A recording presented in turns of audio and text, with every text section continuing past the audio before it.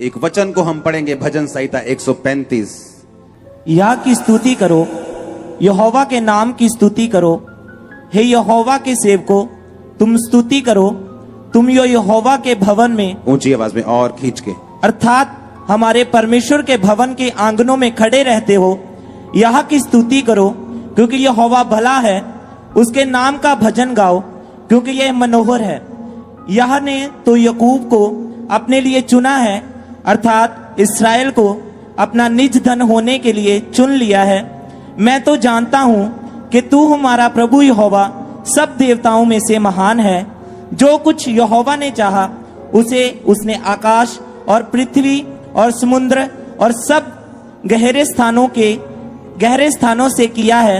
वह पृथ्वी की शोर से कोहरे उठाता है और वर्षा के लिए बिजली बनाता है और पवन को अपने भंडार में से निकालता है। उसने मिस्र में क्या मनुष्य क्या पशु सबके पहलोठों को मार डाला।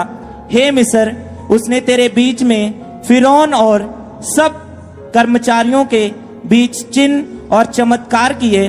उसने बहुत सी जातियां नष्ट की और सामर्थी राजाओं को, अर्थात एमोरियों के राजा सिहोन को और वाशान के राजा ओग को और कनान के सब राजाओं को घात किया और उनके देश को बांटकर अपनी प्रजा इस्राएल का भाग होने के लिए दे दिया। हे यहोवा, तेरा नाम सदा स्थिर है। हे यहोवा, जिस नाम से तेरा स्मरण होता है वह पीढ़ी पीढ़ी बना रहेगा। यहोवा तो अपनी प्रजा का न्याय चुकाएगा और अपने दासों की दुर्दशा देकर तरस खाएगा। अन्य जातियों की मूर्तें सोना चांदी ही की हैं, हे मनुष्य की बनाई हुई हैं। उन्हें मुंह तो रहता है परंतु वह बोल नहीं सकती। उनके आंखें तो रहती हैं परंतु वह देख नहीं सकती। उनके कान तो रहते हैं परंतु वह सुन नहीं सकती। ना उनके कुछ भी सांस चलती है। जैसी वे हैं वैसे ही उनके बनाने वाले भी हैं और उन पर सब भरोसा रखने वाले भी वैसे ही हो जाएंगे। हे इस्राएल के घराने, यहोवा को धन्य कह। हे हारून के घराने, यहोवा को धन्य कह। हे लेवी के घराने, यहोवा को धन्य कह। हे यहोवा के डरवायों, यहोवा को धन्य कहो। यहोवा जो यरूशलेम में वास करता है और सियोन को धन्य कहा जावे। यहाँ की स्तुति हो। जोर से तारीफ करो, जोर से। उसने कहा उसने बहुत सी जातियां नष्ट की। उसने सामर्थी राजाओं को, एमोरियों के राजा सिहोन को 10 आयत और 11 आयत में लिखा। बाशान के राजा, कनान के राजा, ये कौन थे सब राजा? ये अपने अपने टाइम के बड़े जबरदस्त और बड़े खतरनाक राजा थे। ये अपने अपने टाइम के जबरदस्त बड़े पावरफुल राजा थे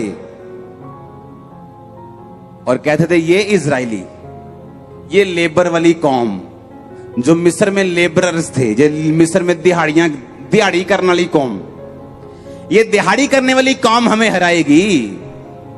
ये मिस्र में दिहाड़ी करने वाले लोग बाहर निकल आए हैं, ये हमें हराएंगे क्या? तो परमेश्वर ने कहा उसने जातियां, सामर्थी राजाओं को उनके द्वारा हरा दिया। तुम्हारे साथ अगर परमेश्वर है तो घबराना मत, वो बड़ों बड़ों को डाउन कर देगा तुम्हारे सामने। और कैसे मालूम होगा कोई जेन्युइन मैन ऑफ गॉड है और कोई नहीं? जब परख आएगी, जब सिचुएशंस आएंगी, जब विरोध होंगे, तब मालूम होगा। हम खड़े रहेंगे, चमकेंगे पहले से अधिक यीशु मसीह के सामर्थी नाम में। उसने कहा उसने सामर्थी राजाओं का नाश कर दिया। एमोरियों के राजा सिहोन, बाशान का राजा, कनान का राजा, ओग राजा जो था वो बड़ा जबरदस्त राजा था। कांपते थे दूसरे राजा इनसे। जिस राज्य को ये मारने की ठान लेते थे उसको मार कर छोड़ते थे, इतने खतरनाक ये राजा थे। और ये कौन थे? कुछ दिन पहले लेबर कर रहे थे मिस्र की। कोई ईंटें बना रहा था, कोई कुछ कर रहा था और परमेश्वर ने कहा निकल आओ, मेमने को खाओ और निकल आओ। मैं तुम्हारा परमेश्वर यहोवा हूं, मैं तुम्हें आजाद करूंगा।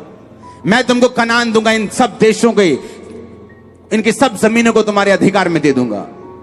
उसने कहा हम तो लेबरर्स हैं, हम तो छोटे हैं, हमारे तो देखो हम तो सूख चुके हैं, लेबर कर कर हमारे तो पिंजर निकले पड़े, कंकाल निकले पड़े। परमेश्वर ने कहा इसलिए मैंने तुमको चुना है। अपने बुलाए जाने को सोचो, सोचो सोचो सोचो, तुमको क्यों बुलाया है?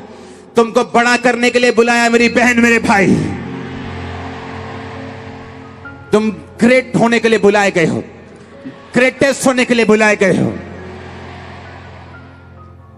तुम उस परमेश्वर को नहीं मानते हो जिसे कीलों के साथ गाड़ कर रखना पड़े।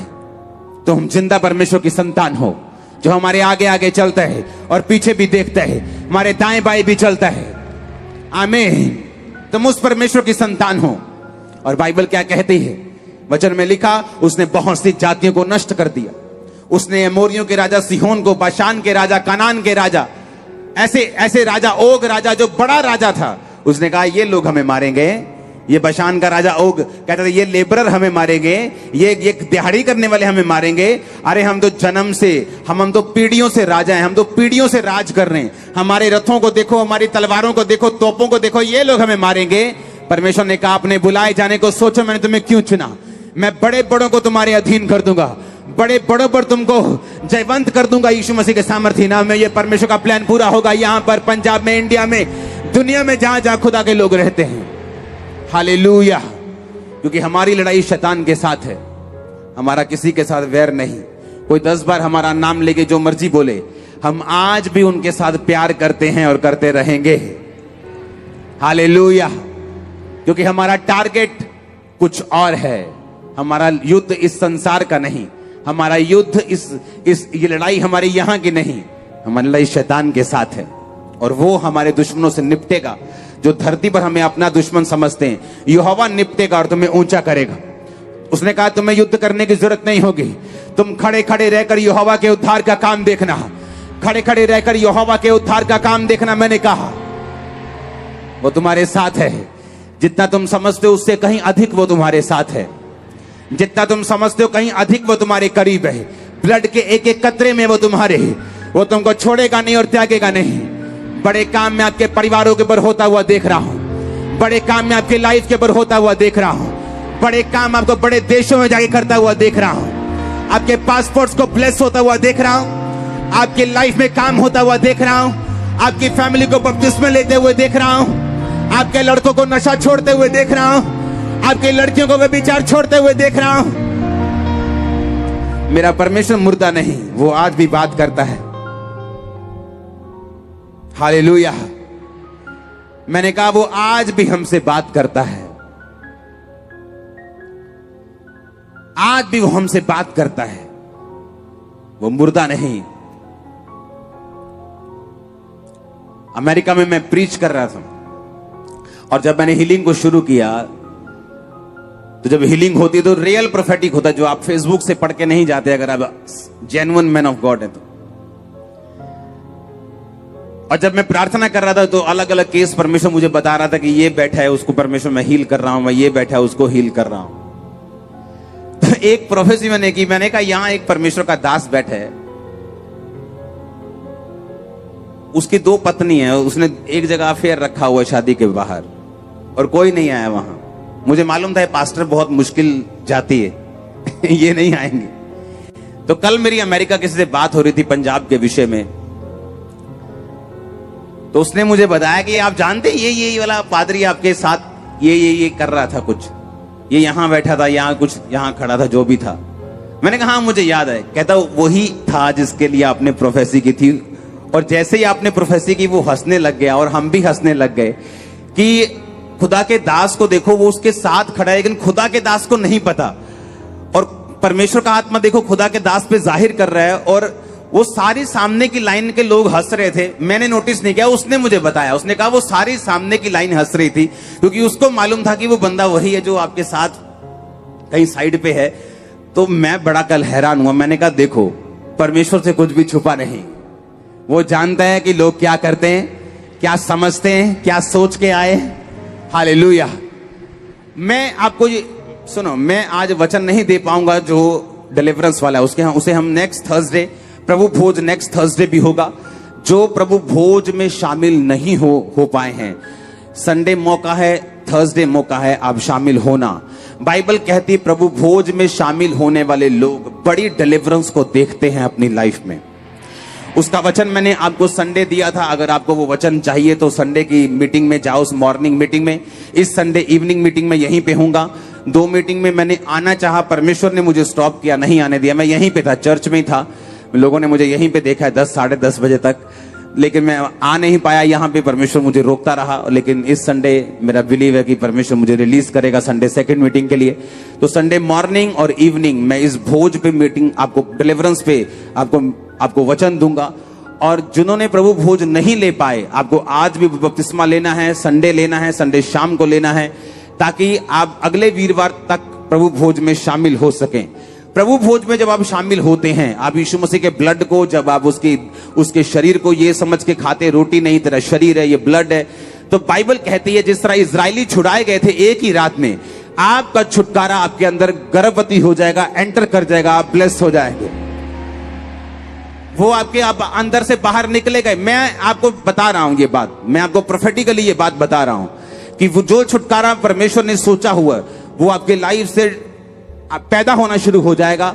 जैसे ही आप ये 7 मीटिंग जो लगातार लोग अटेंड कर रहे हैं, उनको मालूम है कि ये 7 डिलीवरेंस के वीक हैं। अगर आप नोटिस करेंगे, बहुत से लोगों पर शैतान ने अटैक किया इन 7 डिलीवरेंस की मीटिंग में, बहुत से लोगों के ऊपर। कारण क्या है? जब डिलीवरेंस वीक्स चलते हैं, आपको ये मालूम होना चाहिए कि मुझे चर्च में होना है। आपको काम पड़ेंगे, आपको शैतान अटैक करेगा आपकी सेहत, चीजों पे, लेकिन आपको मालूम होना चाहिए कि ये वीक्स डिलीवरेंस वीक है और मुझे इनमें छुट्टी नहीं करनी, मुझे शामिल होना है। थर्सडे आज आप शामिल हुए, आज मुझे परमेश्वर के जो आत्मा ने मुझे वचन दिया, मुझे आपको देना पड़ेगा। मैं वही आपको दे रहा हूं ताकि जो प्रोफेटिकली परमेश्वर आपसे बोलना चाहता है वो आप समझ सकें। संडे डिलीवरेंस के ऊपर वचन होगा जो परमेश्वर मुझे दे रहा है डिलीवरेंस के लिए 7 वीक्स के लिए, और संडे मॉर्निंग और इवनिंग दोनों वचन होंगे। आप सेम तो बिल्कुल नहीं, इन 7 हफ्तों के बाद बिल्कुल भी नहीं। आमीन, आमीन। आप मेरी बात समझ रहे कि नहीं? उसने कहा अपने बुलाए जाने को सोचो। बोलो अपने पड़ोसी को, बोलो अपने सोच सोच सोच सोच सोच, बोलो ऐसे सोच। हाथ इशारा करके बोलो, दिमाग के साथ बोलो सोच। अपने पड़ोसी को बोलो सोच अपने बुलाए जाने को। यहोवा ने तुझे चुना है बहुत बड़ा होने के लिए। आमीन। ऊंचा बरकत आपके। इसको सिद्ध, सुनो मेरी बात। अगर परमेश्वर बाइबल में कहता है कि मेरे कोड़े खाने से तुम चंगे हुए, तो सब लोग चंगे नहीं होते, याद रखना। जो इस वचन को पर्सनलाइज कर लेते हैं, अपना बना लेते हैं कि मुझे चंगा होना है, व्यभिचार में नहीं जाना, मुझे गलत चीजें फोन पे नहीं देखनी, मुझे गलत काम नहीं करने, मुझे बॉयफ्रेंड गर्लफ्रेंड के चक्कर में नहीं पड़ना है, मुझे व्यभिचार में, मुझे पाप में, चोरी में नहीं पड़ना है, क्योंकि मुझे इस वचन को पर्सनलाइज करना है। वचन तभी व्यक्तिगत बनेगा जब व्यक्तिगत संबंध परमेश्वर के साथ होंगे। तो जब परमेश्वर के साथ व्यक्तिगत संबंध होंगे, आप उसके वचन को व्यक्तिगत रूप से अपनी जिंदगी में लागू कर सकते हैं कि परमेश्वर ने कहा मैंने तुझे ऊंचा होने के लिए चुना है, मैं इस वचन को सिद्ध करूंगा, अपनी लाइफ को सुधार कर परमेश्वर में चलूंगा और आप बेस्ट पोजीशन के ऊपर बैठे होंगे। मैं आपको सच कह रहा हूं। यहां आने वाला लेबरर भी, मैं आपको बता रहा हूं, आपके बच्चे फॉरेन में पढ़ाई करेंगे, मैं आपको बता रहा हूं। मैंने, सुनो, मुझे फॉरेन का कोई ऐसा इंटरेस्ट नहीं, मेरे पास पूरी दुनिया के वीजे हैं, लेकिन मैं आपके बीच में रहता हूं। मैं तो जलंधर तक नहीं घूमता हूं। आज मैं सुबह अपने प्रेयर रूम में गया हूं, शाम को निकला हूं, शाम से निकलने के बाद अपने घर का जाके सीधा आपके बीच में आया हूं। मत सोचो कि मैं आपको लालच दे रहा हूं, मैं आपको वो कह रहा हूं जो परमेश्वर कह रहे हैं। आपके बच्चे बेस्ट पोजीशन, बेस्ट देशों में हों।